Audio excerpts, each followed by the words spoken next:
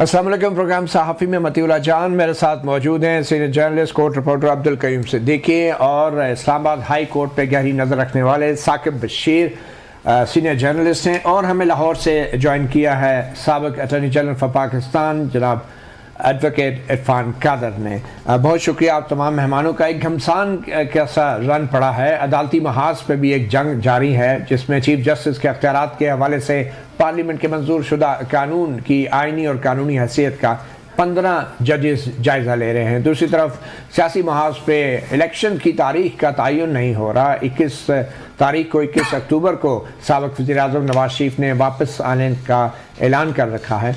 मगर सबसे बड़ा और अहम मामला इस वक्त ये है कि सुप्रीम कोर्ट अमली तौर पे किसी किस्म के काम करने से आ रही है। एक किस्म का काम रुका हुआ है क्योंकि 15 जजेस कल भी बैठे रहे, आज भी वो बैठे रहे, और बल्कि आने वाले कल में भी इस मामले पर गौर कर रहे हैं कि जो प्रैक्टिस एंड प्रोसीजर एक्ट है उसका क्या किया जाए। और बकौल नए चीफ जस्टिस काजी फायद ईसा, जब तक इस कानून का फैसला नहीं होता उस वक्त तक सुप्रीम कोर्ट के लिए मज़ीद आगे चलना मुश्किल है। तो इसी वाले से बात करेंगे। आज 15 जजों ने एक बार फिर जो है सुप्रीम कोर्ट बार एसोसिएशन के जो सदर हैं एडवोकेट आबिद ज़ुबैरी, उनके दलाइल सुने, और उसके बाद नून लीग के जो वकील हैं एडवोकेट सलाउद्दीन अहमद, उनके भी दलाइल सुने, और कुछ तलखियाँ भी हुई जजों और वकला के बीच में भी और जजों के बीच में भी।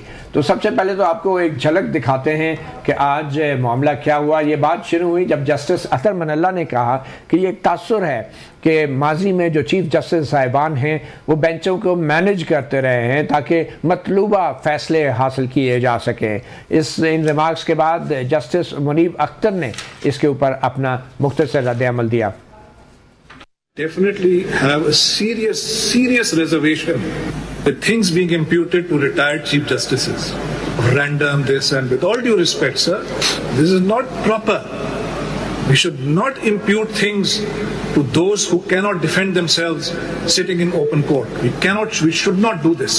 And I'm again asking you the question that to which, with a very great respect, Mr. Ibrahim did not give an answer.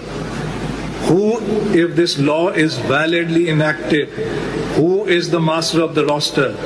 The creation of Parliament, whether it be a committee of 1, 2, 3, 4, 10, or Parliament. And if Parliament is the master of the roster for practice and procedure of the Supreme Court, where does that leave separation of powers? Where does that leave independence of judiciary? तो इरफान कादर साहब, justice Munib ने बड़ा ही तहफ़्फ़ुज़ात का सख्त अल्फाज में इस्तेमाल किया कि जो लोग इस कमरा अदालत में मौजूद नहीं उनके ऊपर इल्ज़ामात नहीं लगाने चाहिए। शायद वो उस बात का जवाब दे रहे थे जो जस्टिस अतर मनल्ला ने कहा कि माजी में चीफ जस्टिस साहिबान के हवाले से ये तासुर है कि वो बेंचों को मैनेज करते रहे हैं। किस हद तक ये बात दुरुस्त है, क्योंकि जजों को अपना दिफा करने के लिए जो रिटायर्ड हो जाते हैं जजेस, क्या उनको अदालत में मौजूद होना ज़रूरी है, या सबसे अहम बात आइन का दिफा करना है जो मुबैना तौर पे ये रिटायर होने वाले चीफ जस्टिस साहिबान नहीं करते रहे?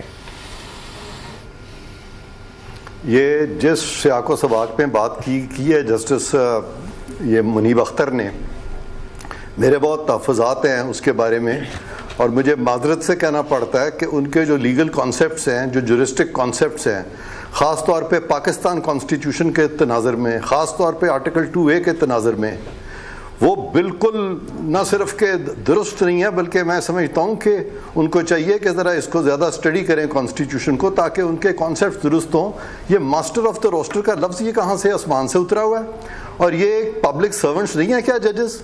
ये पब्लिक सर्वेंट्स है। यहाँ मास्टर ऑफ द रोस्टर क्या है? यानी एक शख्स जो है जिसने सारे सुप्रीम कोर्ट को यरगमाल बनाए रखा 2 साल, उसको ये डिफेंड करने चल पड़े हैं कि वो अपने आप को डिफेंड नहीं कर सकते। वो बिल्कुल अपने आप को डिफेंड नहीं कर सकते। कैसे डिफेंड करेंगे? अपनी मर्जी से उन्होंने सारे बेंचेस बनाए, अपनी मर्जी के उन्होंने फैसले किए। उनके ब्रदर जजेस को लिखना पड़ा उनके बारे में कि ये 1 मैन शो है।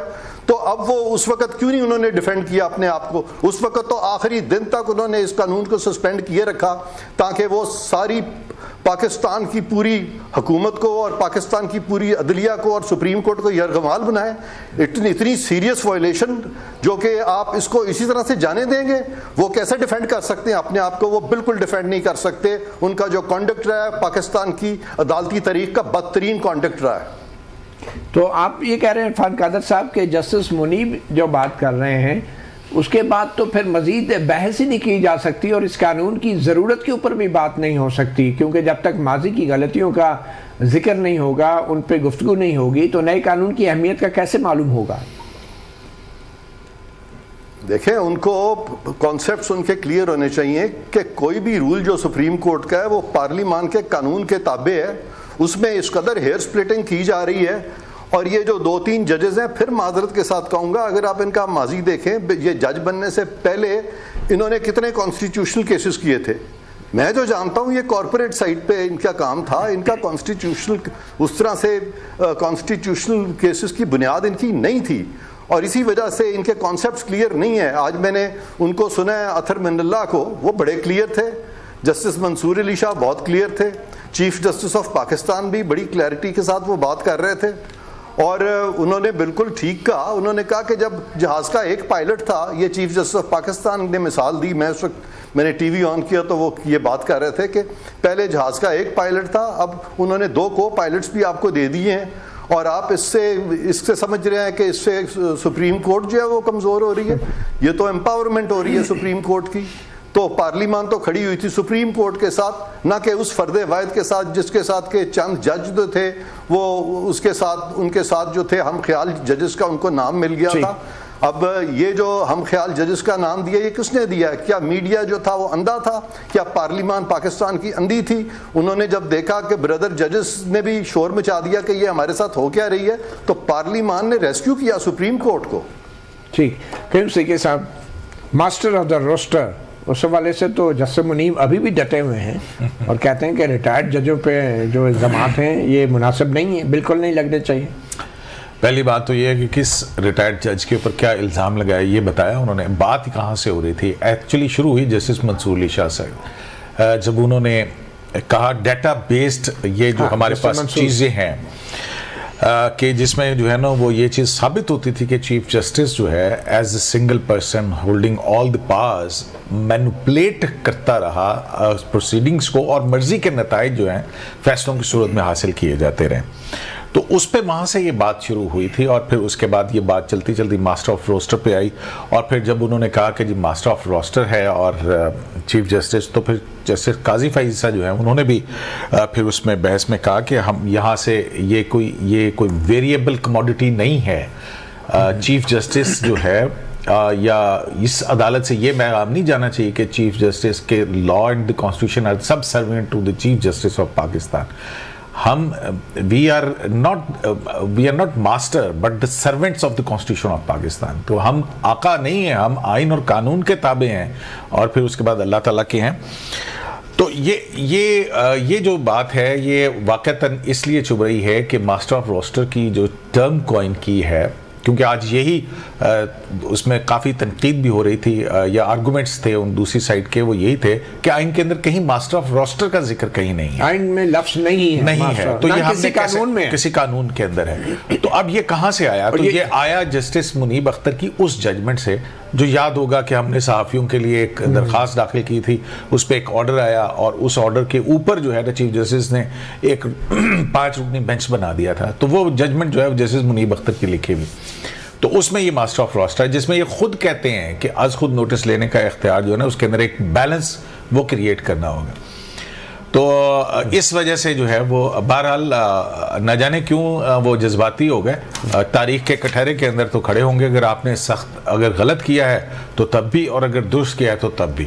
تاریخ کا تو اپنا پہیہ ہے، وہ آپ کی جو ہے وہ کرے گا. اور کیونکہ یہ 63A کی ججمنٹ بھی جسٹس منصور علی شاہ جسٹس منیب اختر جو ہیں اس کے اندر ہیں، تو لہٰذا وہ شاید بہت جیلسلی گارڈ کر رہے ہیں کہ جناب اپنے ان فیصلوں کو جو انہوں نے ماسٹر آف روسٹر کے بنائے بینچوں کے ذریعے دیے تھے. عرفان قادر صاحب، میں کوئکلی آپ کی طرف ہی آنا چاہوں گا.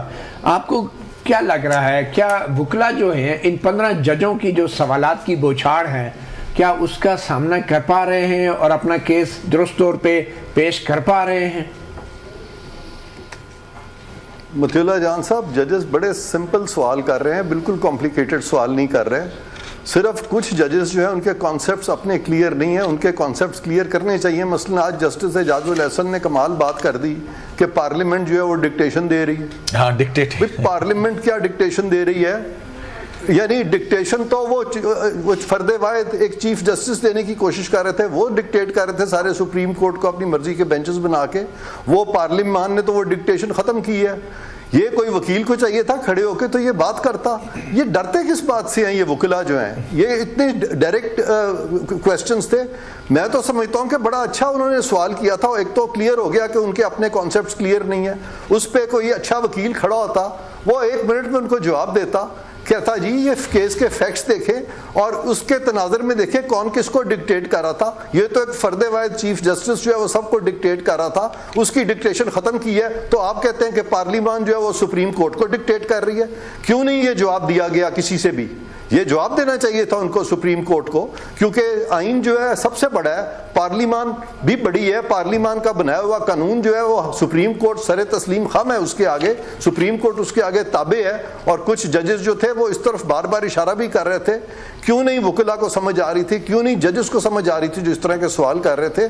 تو مجھے بڑا افسوس ہوا کہ یعنی اس قسم کا یعنی احساس سپیریورٹی کہ ہم پارلیمان ہمیں کہہ رہی ہے. بھئی آپ پارلیمان تو آپ کو مضبوط بنا رہی ہے, نہ کہ آپ سمجھ رہے ہیں کہ پارلیمان جو ہے آپ کو ڈکٹیٹ کر رہی ہے.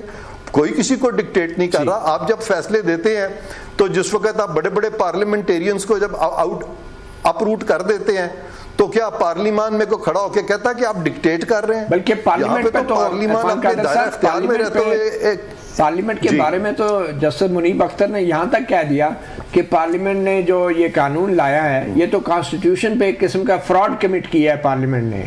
اس کو فراڈ بھی کہا جا سکتا ہے اس قانون کو. بالکل, یہ بڑی توہین ہے پارلیمان کی. اس طرح کی بات کوئی جج نہیں کر سکتا. اور میں سمجھتا ہوں کہ اگر ان کے یہ الفاظ تھے, اگر تھے, انہوں نے مس کنڈکٹ کیا ہے, ان کے خلاف سپریم جوڈیشل کاؤنسل کی پروسیڈنگز ہونی چاہیے. یعنی اپنی پاکستان کی پارلیمان کے بارے میں اس قسم کے سخت الفاظ, یعنی ایک فرد واحد, ایک واحد جج جو کہ اس طرح سے بات کرنی پارلیمان کے خلاف. پارلیمان کی تو بڑی تعظیم ہے. اور پھر کہتے ہیں ریٹائرڈ چیف جسٹسز پہ آپ الزام نہیں لگا سکتے کیونکہ وہ اپنا دفاع نہیں کر پاتے. یہاں پہ پارلیمنٹ وجود ہی نہیں ہے, وہ دفاع کیا کرے گی. بہرحال ایک چھوٹی سی بریک لیتے ہیں. بریک کے بعد چند دوسرے اہم معاملات بھی ہیں ہمارے ساتھ. ثاقب بشیر اسلام آباد ہائی کورٹ پہ, جہاں پہ پہلی بار سابق آرمی چیف اور ISI کے سابق سربراہ جنرل ریٹائرڈ قمر جاوید باجوہ اور جنرل فیض حمید ان کو باقاعدہ ایک شہری کی درخواست پہ نوٹس جاری کیے ہیں. ایک چھوٹی سی بریک کے بعد اس پہ بھی بات کرتے ہیں.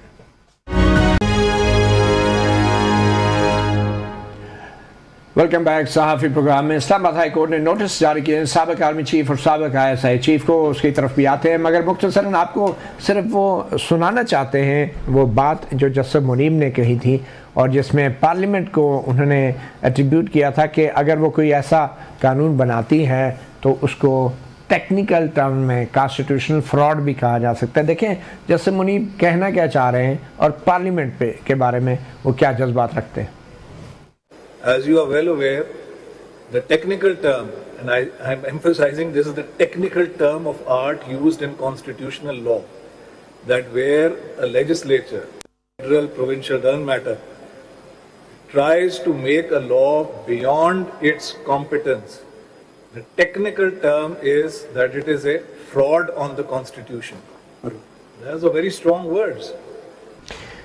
اگر پارلیمنٹ بیانڈ اٹس مینڈیٹ لا بناتی ہے تو وہ کانسٹیٹیوشنل فراڈ ہے قیوم صاحب. اور اگر سپریم کورٹ کے معزز ججز جو ہیں 63A کی تشریح آئین سے پرے کرتے ہیں تو کیا وہ بھی فراڈ نہیں ہوگا؟ اس پہ بھی کوئی پرچہ ہوگا یا نہیں؟ ظاہر ہے.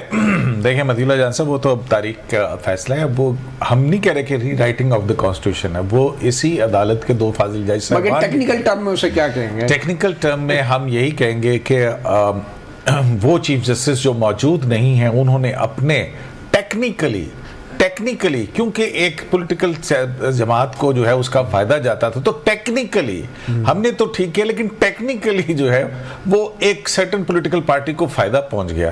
تو ٹیکنیکلی چیف جسٹس وہ بھی فراڈ کیا انہوں نے بھی. تو ٹیکنیکلی فراڈ ہوگا کیونکہ ٹیکنیکلی ہم اور آپ کہہ سکتے ہیں کہ وہ بھی ایک وہ تو فراڈ آن جسٹس تھا. تو ٹیکنیکلی ساتھ لگا کے ہم کچھ بھی پارلیمنٹ کو بھی کہہ سکتے ہیں اور معزز ججوں کو بھی کہہ سکتے ہیں. عرفان قادر صاحب آپ نے بھی سن لیا یہ ٹیکنیکل جو الزام لگا دیا میں نے سنا جی, بالکل سنا. اور اس کو آپ سمجھتے ہیں یہ جو انہوں نے یہ بات کی ہے, ہاں یہ جو بات کی ہے سوچنے والی بات ہے کہ انہوں نے کیوں کی ہے. کیا اس کیس کے فیکٹس ایسے ہیں جہاں پہ کہ پارلیمان جو ہے اپنی کمپٹنس سے زیادہ انہوں نے لیجسلیشن کی ہے, اور کیا اس کے فیکٹس ایسے ہیں کہ پارلیمان نے فراڈ کیا؟ تو وہ یہ امپلائی کر رہے ہیں کہ گو کہ انہوں نے یہ نہیں کہا کہ اس کیس میں پارلیمان نے فراڈ کیا, لیکن پارلیمان کے فراڈ کے بارے میں اس طرح سوچنا obviously کچھ تو ان کے جی میں آئی ہوگی نا کہ بہت بڑا فراڈ ہو گیا, تو اس کو کم از کم بتاتے تو صحیح. تو یہ پارلیمنٹ کا قانون ہی اس وقت سب جوڈیس ہے نا, تو اور کس کے بارے میں سوچ سکتے ہیں ہم؟ ایگزیکٹلی آپ بالکل صحیح کہہ رہے ہیں قیوم صاحب کہ پارلیمان کا جو لا بنایا ہوا ہے انہوں نے وہ سب جوڈیس ہے, اور اس پہ اتنے سخت ریمارکس ابھی آگے ہیں, ابھی تو فیصلہ بھی نہیں آیا, اور اس میں فراڈ کی بات بھی کوئی نہیں ہے. وہ کل سیکشن اس کے 8 ہیں, اور وہ 8 سیکشنز میں سے اسینشیل جو 3-4 سیکشنز ہیں جس میں کہ کہا گیا ہے کہ اگر کانسٹیٹیوشن کی انٹرپریٹیشن ہوگی تو وہ 5 ججز سنیں گے. اس میں کیا بری بات ہے بھئی؟ پورے پارلیمان نے اگر ایک آئین بنایا اور اس کی آپ تشریح کر رہے ہیں تو 5 جج تو کم از کم ہونے چاہیے, بلکہ کم از کم میں تو سمجھتا ہوں 7-8 ہونے چاہیے. اس میں کیا حرج ہے؟ نہیں, لیکن اس پہ جسٹس اعجاز الاحسن کا اعتراض, اس پہ جسٹس اعجاز الاحسن کا اعتراض تو ہے نا کہ پھر اس قانون کے ذریعے سے جو ہے وہ نٹی گریٹی طے کی جا رہی ہے, اور پھر 184(3) کا اگر یہ ہم کہیں کہ جی میکسیمم 7 رکنی بینچ بنے گا اپیل میں تو تبھی اس کی اپیل ہو سکتی ہے, اور اگر 9 رکنی بینچ بن جائے گا تو پھر ٹیکنیکلی جو ہے وہ تو پھر فل کورٹ بن ہی نہیں سکتا 184(3) کی. وہ تو ٹیکنیکل معاملات ہیں جس کا پارلیمنٹ کے اختیار کے حوالے سے میرے خیال میں کوئی براہ راست تعلق نہیں ہے. اس کو تو ریڈ ان بھی کر سکتے ہیں 63(1) کی طرح, کوئی پازیٹیو تشریح بھی ہو سکتی ہے. بٹ اینی وے میرے خیال میں اس معاملے سے ہم آگے لے کے چلتے ہیں. انہوں نے بلکہ یہ بھی کہا, انہوں نے یہ بھی بات کی تھی, انہوں نے اعجاز الاحسن صاحب نے یہ بھی بات کی تھی کہ یہ جو رول میکنگ ہے یہ پارلیمان کا کام نہیں ہے, یہ تو سپریم کورٹ کا کام ہے, اور اگر سپریم کورٹ رول بنا دے تو پھر پارلیمان کسی قسم کا قانون نہیں بنا سکتی اس کے اوپر. تو اگر یہ بات ہم مان لیتے ہیں جسٹس اعجاز الاحسن کی, تو پھر آرٹیکل 199 میں جو لفظ لکھے ہوئے ہیں سبجیکٹ ٹو لا وہ ریڈنڈنٹ ہیں, آپ ریڈنڈنسی ایٹریبیوٹ کر رہے ہیں. اس میں آرٹیکل 191 میں سبجیکٹ ٹو لا کے لفظ کو 191 میں آپ ریڈنڈنسی ایٹریبیوٹ کر رہے ہیں. بہرحال میرے خیال میں اتنی سمپل سی بات تھی. وہ کہتے ہیں یہ انیبلنگ وہ نہیں کلاز نہیں ہے. بہرحال اینی وے یہ پاور اور جورسڈکشن کی تقسیم ہے. واقعی میں سمجھتا ہوں کہ ان کو کانسیپٹس جو ہیں ان کو چاہیے ججز آپس میں بیٹھیں اور ان کے کانسیپٹس کلیئر کریں, تاکہ اتنے بڑے کیسز میں اس طرح کی جملے جو ہیں لفاظی نہیں ہونی چاہیے, اس سے ایک غلط میسج جاتا ہے, سر آپ نے جو ہے عدلیہ میں شیٹر ہوتا ہے. میرے خیال میں آپ جیسے جب بڑے وکلا جو ہیں لا کالجز میں لیکچر نہیں دیں گے تو پھر یہی ہوگا ہمارے ساتھ. معاملے کو آگے لے کے چلتے ہیں. ثاقب بشیر ہمارے ساتھ موجود ہیں. اسلام آباد ہائی کورٹ نے نوٹس تو جاری کر دیا, لیکن یہ وہ والا معاملہ تو نہیں ہوگا ڈاکٹر بابر اعوان والا نوٹس میں لیا تو کھ نہ لیا. نوٹس تو ویسے میرا خیال ہے کہ شاید ان کو ڈائریکٹ تو بنتا نہیں تھا, لیکن بہرحال ہائی کورٹ نے کر دیا ہے. کیس یہ ہے کہ ایک شہری ہیں راولپنڈی کے خیابانی سر سید کی, وہ کہتے ہیں کہ 2 صحافی ہیں, انہوں نے جنرل باجوہ سے ملاقات کی, اس کے بعد آرٹیکلز لکھے, اور اس آرٹیکل میں کچھ ایسے واقعات جو ہے وہ ایٹریبیوٹ کیے گئے جس میں اداروں کی جو ہے وہ اس کے درمیان ایک غلط فہمی جو ہے وہ پیدا کرنے کی کوشش کی گئی.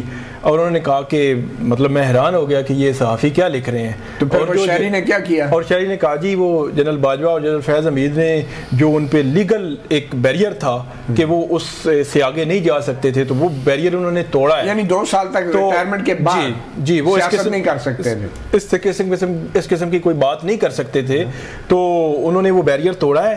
تو وہ کرمنل جو ان کے خلاف کارروائی ہونی چاہیے. تو انہوں نے کہا جی میں تو ایف آئی اے میں گیا ہوں, پیمرا میں گیا ہوں, میری بالکل کوئی بات نہیں سن رہا, تو اس لیے آپ جو ہے وہ اب آرڈر کریں ایف آئی اے کو کہ 2 صحافی اور 2 جرنیل جو ہیں ان کے خلاف کارروائی کریں, مطلب ایف آئی آر درج کریں اور ان کے خلاف کارروائی جو ہے وہ شروع کریں.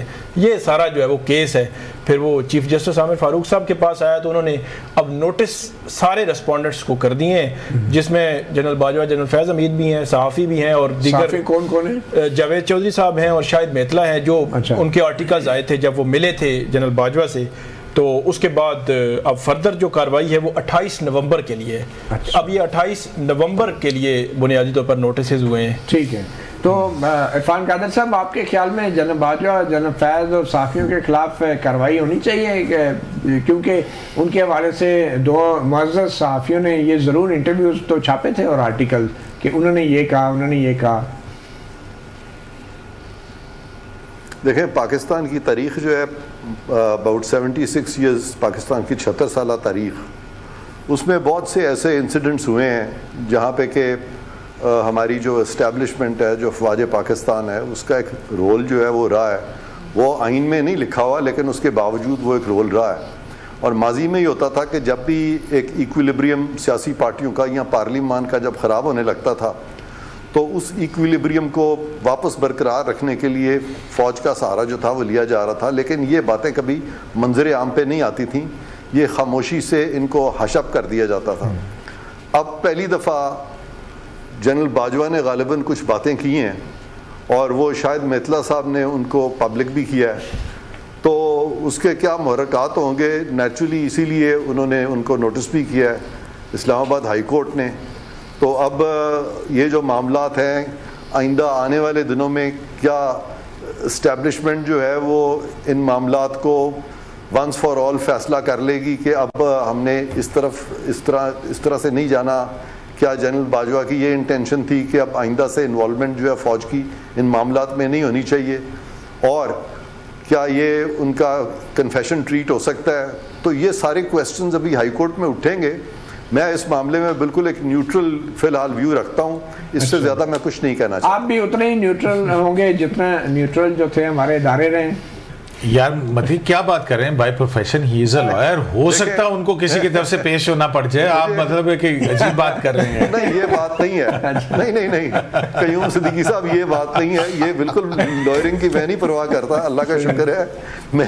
मैंने ये बात सिर्फ इसलिए की है कि ये एक तूफान मुझे एक नजर आ रहा है बनता हुआ। तो जब ये तूफान बन रहा होता है तो उसको ज्यादा हवा नहीं देनी चाहिए।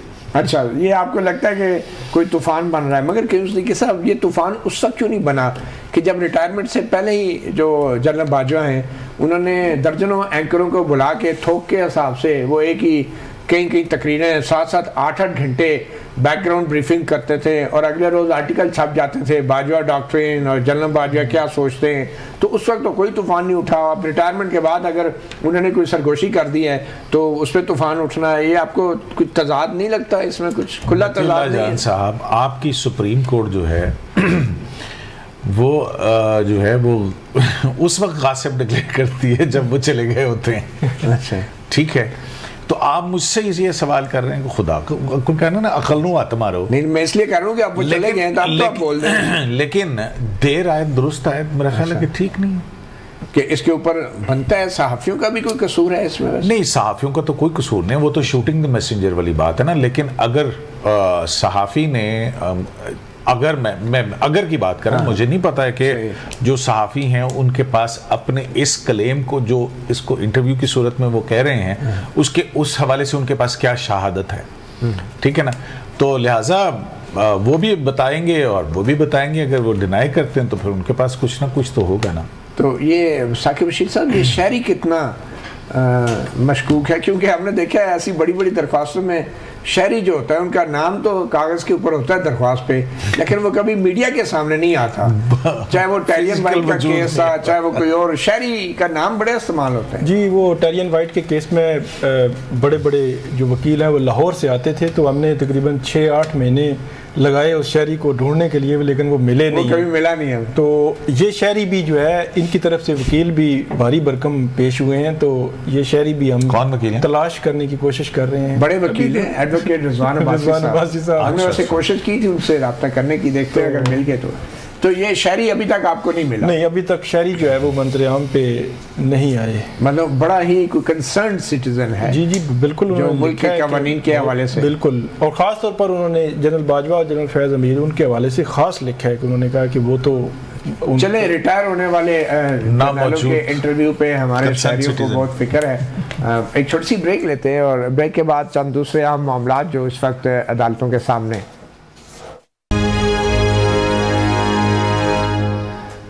Welcome back. جہاں جناب باجوہ جناب فیض کی بات ہو تو وہاں عمران خان اور سابق چیئرمین پی ٹی آئی جو سابق وزیر اعظم اور چیئرمین پی ٹی آئی کی بات بھی بڑی ضروری ہو جاتی ہے. تو ثاقب بشیر صاحب یہ شکایات آ رہی تھی کہ جو سابق chairman P T I Imran Khan ہے ان کو سہولیات نہیں مل رہی, اڈیالہ جیل کے اندر حالات کوئی اتنے اچھے نہیں ہیں, تو اس کے اوپر کیا کوئی اپڈیٹ ہے؟